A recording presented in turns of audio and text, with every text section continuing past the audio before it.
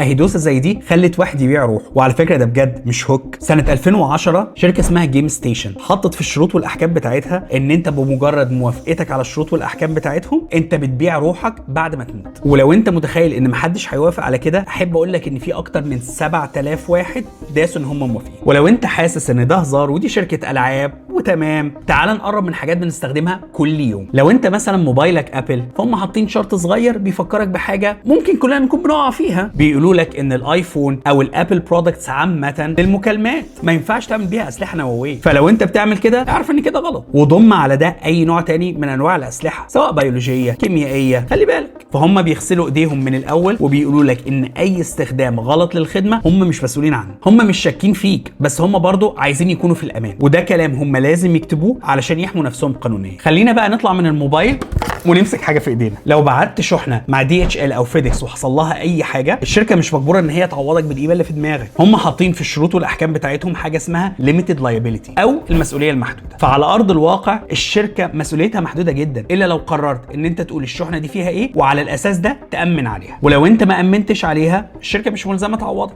يعني مثلا لو انت قررت ان انت تبعت لاي حد هديه غاليه DHL مثلا وما امنتش عليها، فانت كده ضمنيا وافقت ان هي لو حصل لها اي حاجه هي عليك مش عليهم. هم اكيد هيخلوا بالهم من الشحنه، بس هم حاطين ده علشان برضو يحموا نفسهم قانونيا، لان شركات بالحجم ده اكيد عدى عليهم كل السيناريوهات، شكاوى، دعاوى، قواضي. فلو انت مكانهم هتعمل زيهم، هتقفل اي باب قبل ما يتفتح. يمكن الشركات دي تكون حطت شروط واحكام قانونيه علشان تحمي نفسها، بس السؤال انت عارف انت وافقت على ايه، ولا انت من ال 7000 واحد اللي باعوا روحهم؟